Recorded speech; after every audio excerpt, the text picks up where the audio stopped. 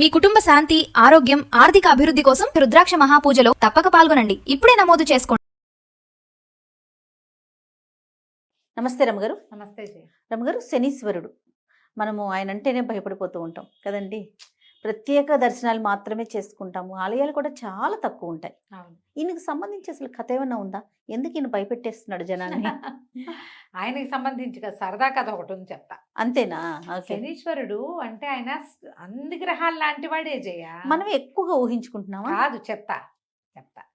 శనీశ్వరుడు అంటే ఈశ్వరుడు అంటాం. ఈశ్వరుడు కాదు, శనైశ్వరుడు. ఆహా. మెల్లిగా నడుస్తాడు. మనకి అందరూ వెళ్ళిపోతారు. నవగ్రహాలు మన వీటిలలో ఉంటాయి. మన జాతక చక్రంలో మన దశల్లో 9 మందికి ఉంటాయి. అన్నీ ప్రధానికి టైం ఉంటుంది. ఈయన స్లోగా వెళ్తాడు, దశ నడవదు.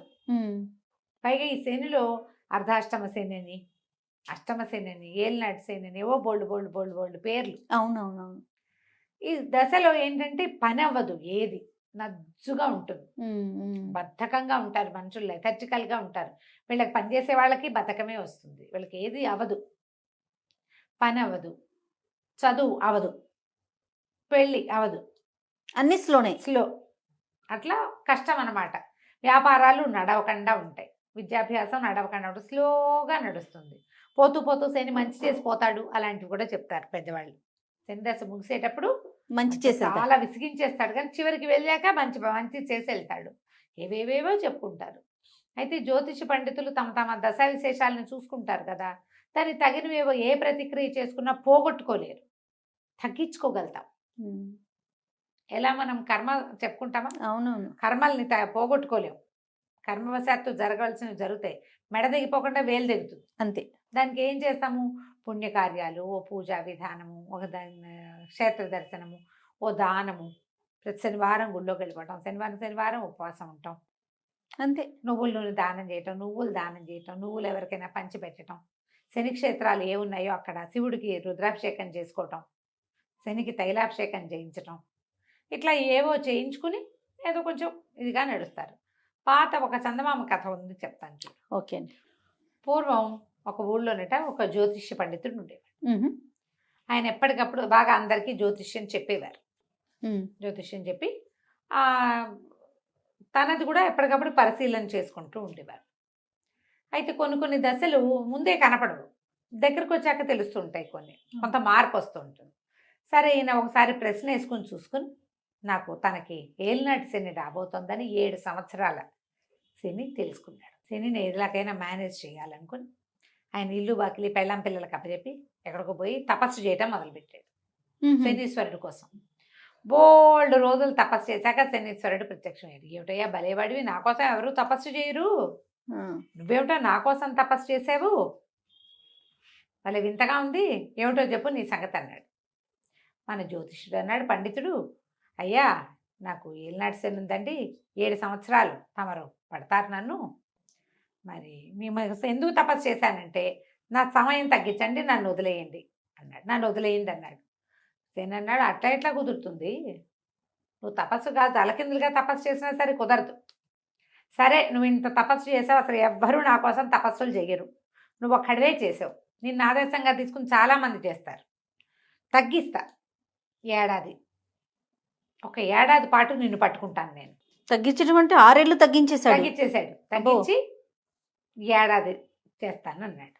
సరే, ఈయనకి ఇంటికి వెళ్ళిపోమని శని గారు మాయమైపోయాడు. ఇంటికి వచ్చాడు కానీ భయం వేస్తుంది.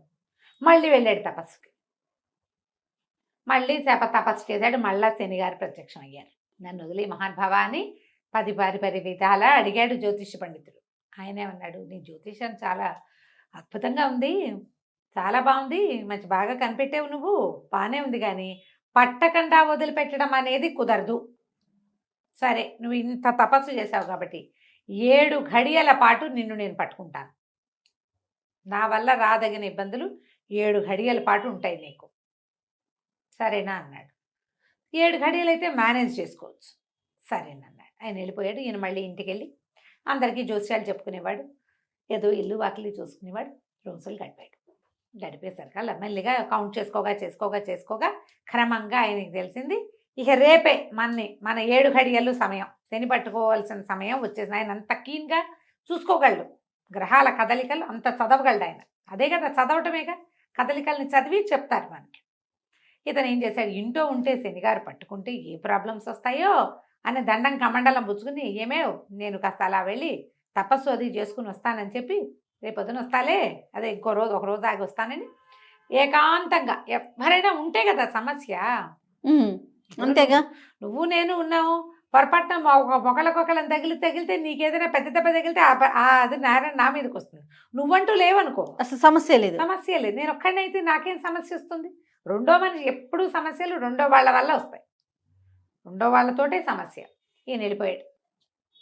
నడిచి నడిచి నడిచి నడిచి అసలు ఎక్కడ మనిషి అన్నవాడు కనపడకుండా వెళ్ళిపోయాడు. వెళ్ళే దారిలో బాగా దాహం పుట్టింది ఆయనకి. దాహం వేస్తుంది. ఏం చూద్దాం అటు ఇటు చూస్తే నీళ్ళైతే కనపడలేదు, కానీ పెద్ద పుచ్చ తోట ఉంది, పుచ్చకాయల తోట. ఆ రైతుతో మాట్లాడాడు. కోసుకోండి బాబు, మీకు కావాల్సిన పుచ్చపండు అన్నాడు. ఈయన మంచి వలంగా ఉన్నది ఒక మంచి కాయ కోసుకుని ఎంత పగలగొట్టి పుచ్చకాయ ముక్క అంతా తిన్నాడు. దాహం తీరిపోతుంది, ఆకలి కూడా తీరిపోతుంది. అక్కడి ఈయన అంగాస్త్రం వేసుకున్నాడు. పైన భుజం మీద ఒక అంగవస్త్రం ఉంది. ఆ అంగాస్త్రంలో ఈ పుచ్చకాయని మిగిలిన సగాన్ని మూట కట్టుకుని దాన్ని భుజాలు వేలాడేసుకుని ఎక్కడికో దిగంతాలకి నడిచిపోయాడు. అక్కడేదో పురాతన మందిరం ఉంది. పిట్ట పురుగు లేదు అక్కడ, మనిషి అన్నవాడు లేడు, పిట్టలు కూడా లేవు.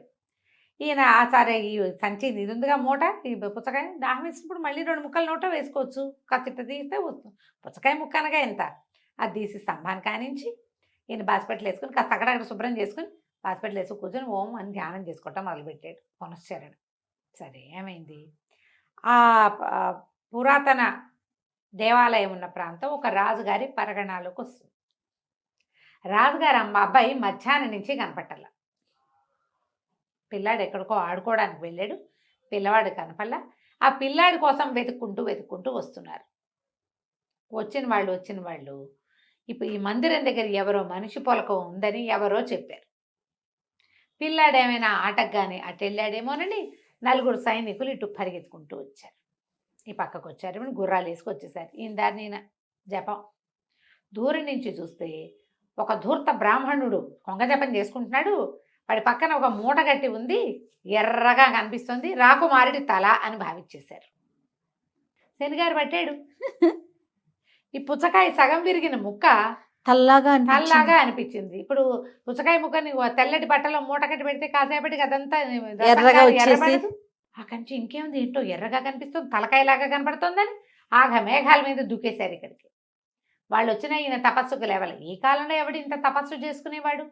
ఆయన ఎవరు రారన్న నమ్మకంతో తపస్సమాధిలో మునిగి నిద్రపోతున్నాడు. అక్కడి నుంచి వీళ్ళ మూట తీసి చూస్తే అది తలకాయలాగానే కనపడింది వాళ్ళకి. ఈయన కర్మానికి, ఈయన పట్టిన శని వల్ల అట్లా కనిపించింది. అక్కడి నుంచి లే అని లేపేసి రెక్కలు బట్టి లేవదీశారు. రాకుమారుడేడి అని అడిగారు. నాకేం తెలుసండి అన్నాడు. నీకేం తెలియటమేంటి, తలదరికి ఇక్కడ పెట్టావు, పిల్లాడి మొండమేది, మొండమేమిటి, ఇది పుచ్చకాయ అన్నాడు. పుచ్చకాయ ఉంటే చూడంటే ఈయన కూడా తల్లాగానే కనపడి, ఇదేదో కనిపిస్తుంది అనుకున్నాడు. ఆయనకు అర్థం కాల ఏం కనపడుతోంది. అక్కడి నుంచి రెక్కలు పుచ్చుకున్నాడు, పెడరెక్కలు విరిచిగట్టి తీసుకుపోయారు. రాజుగారి దగ్గరికి తీసుకెళ్ళిపోయారు. రాజుగారు అప్పటికే కంగారు పడిపోతున్నాడు. రాణిగారు ఏడ్చేస్తుంది. మంత్రి సైన్యాధిపతి అటు ఇటు తిరుగుతున్నారు. ఎవరో వస్తున్నారని చూసుకున్నారు. చూసుకుంటే ఇంకేముంది, నెత్తురోడుతున్న తలకాయ పుచ్చుకొచ్చారు వీళ్ళు. అందులో ఇట్లా పైకి లేవదీస్తే రసం గారదు, అందులో నుంచి నెత్తురోడిపోతుంది. ఆ గుడ్డంతా ఎర్రగా అయిపోయింది. అక్కడి నుంచి రాజుగారికి చెప్పారు. రాకుమారుడు తల తరిగేశాడు. ఈ బ్రాహ్మడు పక్కన పెట్టుకున్నాడు, ఏదైనా పూజలు చేస్తున్నాడో ఏమిటోనండి. దాన్ని ఇట్లా ఊడదీసి చూపిస్తే కళ్ళు మూసేసుకున్నాడు రాజుగారు. అమ్మో నా పిల్లాడని. ఆయన కూడా పిల్లాడిలాగానే కనపడింది అది. ఈ ధూర్త బ్రాహ్మణుడిని తల నరికేసేయండి, వెచ్చస్థానాన్ని తీసుకోండి, తలార్లను గాకేయండి అన్నారు. ఈ బ్రాహ్మణ ఆయన్ని మోసిపోయారు. ఆ పుచ్చకాయ కూడా చేత్తో పుచ్చుకెళ్ళారు అక్కడికి. ఆ వజ్రస్థానం ఎక్కడుంది, ఈ పురాతన మందిరం ఓ వైపు ఉంటే రెండో వైపుకి అది ఉంది. వజ్రస్థానాన్ని తీసుకెళ్తే అందరూ చూస్తారు. బ్రాహ్మణ ఆయన చక్కగా పంచాశీఖ, ఏం చదువుకున్నాడో, పిల్లాడిని ఇంత పొట్టను పెట్టుకున్నాడు. రాకుమంటే రేపొద్దున భావి రారాజు వాడు. అయ్యో అయ్యో అని ప్రజలంతా హాహాకారాలు చేస్తున్నారు. ఈయనకి ఏం చేయాలో జపం మర్చిపోయాడు. లెక్కెట్టుకోవడానికి ఏమి బుర్ర కూడా పనిచేయట్లా. లెక్క పెట్టుకుని శని ఇది మనని పట్టింది, అది తెలియలా, ఇంకా కుర్రీ తెలీదు ఆ శని దశలో. అక్కడి నుంచి వచ్చేస్తానానికి తీసుకెళ్ళిపోయేసరికల్లా హే భలే ఉంది అని చప్పట్లు వినపడ్డాయి. తీరా చూస్తే రాకుమారుడు నుంచున్నాడు అక్కడ. ఆ పిల్లాడు అదంతా తిరిగి ఆడుతూ ఆ వజ్రస్థానం దగ్గరికి చేరాడు. వచ్చాడు. ఈయన్ని పైకెక్కించి 2 చేతులు కట్టేసి పైకెక్కిస్తుంటే భలే అని చప్పట్లు కొడుతున్నాడు. తెల్లబోయారు సైనికులు. ఇదేమిటి రాకుమారుడు కనపడుతున్నాడు, తలకాయ రాకుమారుడు అన్నాం కదా అని సంచి పొడదీశారు. చూస్తే పుచ్చకాయ మొక్కొద్దు అందులో. శనిగారు వదిలేశాడు. అయిపోయింది. 8 గడియలు 7 గడియలు 7 గడియల పాటు అందరినీ భ్రమలోనే ముంచేశారు. వీడిని దుర్మార్గుడుగా చూపిస్తాడు శని ప్రపంచాన్ని. అంతేగా. ఆ సమయం అయ్యేదాకా వాడెవ్వరికి మంచివాడుగా కూడా ఉండడు. మోసకారిగా, దుర్మార్గుడుగా, చేతకానివాడిగా, చవటగా, ఇంట్లో వాళ్ళకేమో చేతకానివాడిగా కనిపిస్తాడు. అంత మోసం చేయగలడు, అంత పని చేయగలడు ఆయన. 7 గడియలు అయిపోయాక అక్కడి నుంచి రాజుగారు పరిగెత్తుకొచ్చి మమ్మల్ని క్షమించండి, ఏమిటో ఈ పుచ్చకాయ ముక్కని మేము రాకుమారి తలగా భావించాం, పిల్లాడు సైతలా మాకు శుభ్రంగా క్షేమంగా ఉన్నాడు అని దండం పెట్టాడు. దండం పెడితే ఈయన అన్నాడు, తందే ఉందిలేండి ప్రభు, పోయిన మతి తిరిగి వచ్చింది, తప్పిపోయిన పిల్లవాడు తిరిగి వచ్చాడు, తల పుచ్చకాయగా మారిపోయింది, శని తొలగిపోయాడు అనేసరికి శని ఏమిటండి అన్నాడు. అంటే ఈయన తన కథ అంతా చెప్పండి, నేను ఒక జ్యోతిష పండితుడిని, 7 సంవత్సరాల శనిని తప్పించుకోవడానికి దాన్ని ఏడాదిని 7 గడియలుగా మార్పించుకున్నాను. ఆ 7 గడియల కాలంలోనే నేను ఇలాగా పట్టుబడాల్సి వచ్చింది, ఇట్లా దుర్మార్గుడిగా ప్రజలందరితోటి మాట పడాల్సి వచ్చింది, ఏదో ఒకటి చేసే ఉంటాననే మాట మోసుకోవాల్సిందే నేను అనేసరికి రాజు ఆశ్చర్యపడి, ఏంటంత కరెక్ట్గా తెలుస్తుందండి మీకు అన్నాడు. అక్షరాలా తెలుస్తుంది ఆయన, నీ కొడుకు మీద ఉన్న పీడ కూడా తొలగిపోయింది, వాడు చచ్చిపోయాడని మీరందరూ ఏడ్చారు, వాడికి ఉన్న పీడ పోయింది అనేసరికి రాజు ఎంతో సంతోషించి, మీకు ఎంత విద్వత్తు ఉందండి, మీరు రండి, మిమ్మల్ని మా ఆస్థాన విద్వాంసుని చేసుకుంటాం. శని వెళ్ళిపోతూ ఏం చేశాడు, ఊళ్ళో జ్యోతిష్యం చెప్పే ఆయన్ని ఆస్థాన పండితుడిని చేశాడు. మంచి చేశాడు. ఇలా జరుగుతుంది. ఈయన రాజుగారు ఆస్థాన పండితుడు తర్వాత హాయిగా ఉన్నాడు. కథకంచికి మనం ఇంటికి శనిదేవుని మహిమలు ఇలా జరుగుతాయి. ఎవరైనా శని దశలో ఉంటే ఓపికగా ఈ దశని గడుపుకోవాలి. పోట్లాటలకి కొట్లాటలకి దిక్కకూడదు, కొత్త వ్యాపారాలు మొదలు పెట్టకూడదు, ఇతరులతోటి మాట వచ్చే అవకాశం ఉంటుంది. శివాలయ దర్శనము, దేవాలయ దర్శనాలు చేయటం, తీర్థాటన, క్షేత్రాటన చేయాలి. క్షేత్ర దర్శనం, తీర్థాటనలు చేయాలి. నదీ స్నానాలు, సముద్ర స్నానాలు, వాటి వల్ల శని దశలో ఉన్న బాధలు కొంచెం తగ్గుతాయంటారు. వెళ్తూ ఆయన ఎలాగో మంచిగా చేస్తాడు. అంతే. కథకంచికి మనం ఇంటికి. నమస్తే రమ్మగారు. నమస్తే జయ.